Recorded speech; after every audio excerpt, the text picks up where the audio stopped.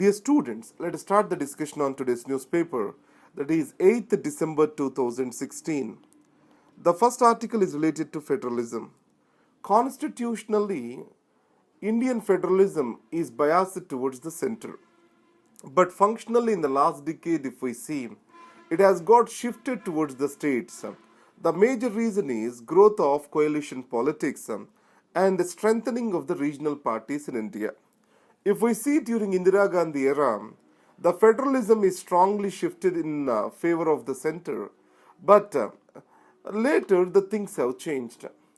Now today, with Modi at the helm of affairs and the government at the center having the substantial majority, then the politics appears to be shifting in favor of the center again. Now let us see the GST, the shift of taxation system in favor of the center, and then development of common market.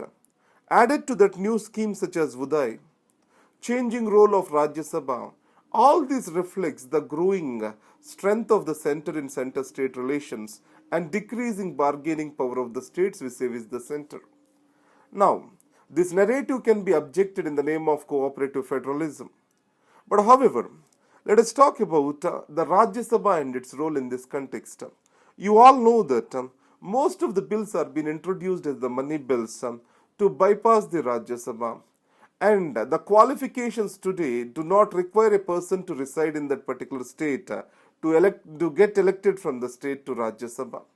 So in these circumstances, the question that do Rajya Sabha really reflects the interests of the states is coming into forefront. So the next thing is, in Tamil Nadu, both the regional parties are strongly in favor of a federalism. But surprisingly, the Article 356 is most misused in Tamil Nadu itself. And it can be attributed to the politics of vengeance that are popular in Tamil Nadu. As Jayalalitha has passed away now, then there can be a reapproachment between the Dravidian political parties in the best interests of the federalism. And a new leadership is also coming up in DMK, then it is the time for the realignment between the parties. And coming to, let's get into the RBI's big surprise.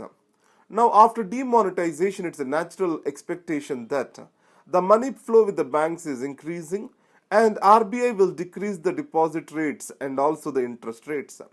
Surprisingly, RBI kept its monetary policy intact. It did not change the rates. What might be the reasons for the same?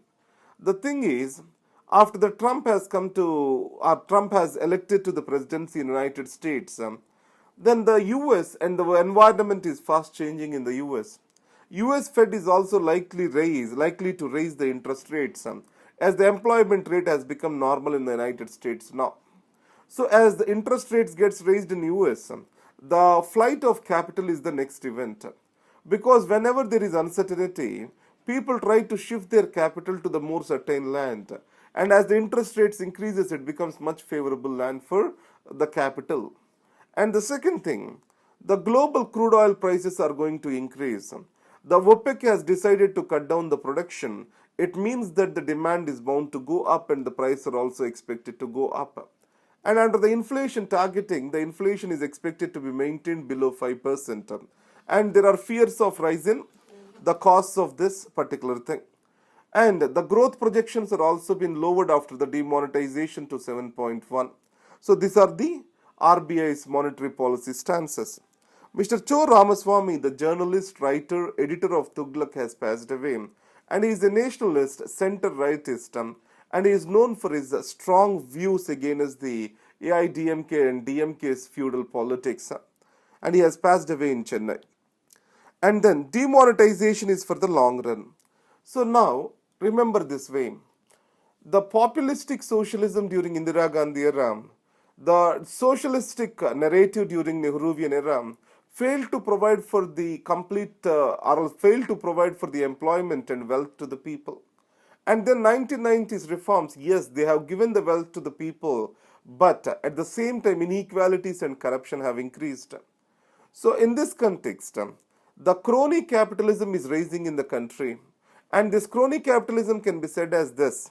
The government favors only certain people with its regulatory power and that the favorable treatment from the government is leading to the benefits, and it is leading to a ruleless capitalism. So from ruleless capitalism to a rule-based capitalism we need to shift, and the competition shall exist the markets to function. So in this scenario what we need to do is we have to ensure a rule-based capitalism and the clean government. Then only we can sustain the particular growth which India is ensuring for. At the same time, today we also have a new era of entrepreneurship. The young entrepreneurs are rising in India, and startup and stand-up like schemes are to promote this young entrepreneurship. And the digital economy is booming, and it can provide for the necessary transparency. So transparency in the base of secrecy, rulelessness to the rule-oriented capitalism, corrupt to clean government, and less growth to the more growth. This is what this article talks about. So in this context, let's talk about the transparency and its role. You all know all the governments in the West, they also faced this phase of corruption and inequality. But over a period of time, it got replaced with the rule-based capitalism, which also has cleaned the governments over there. And if rule-based capitalism is absent, the people can see the government as favoring the rich. It may lead to popular movements in the country. So, the demonetization is a drive towards this effect. The continental shift.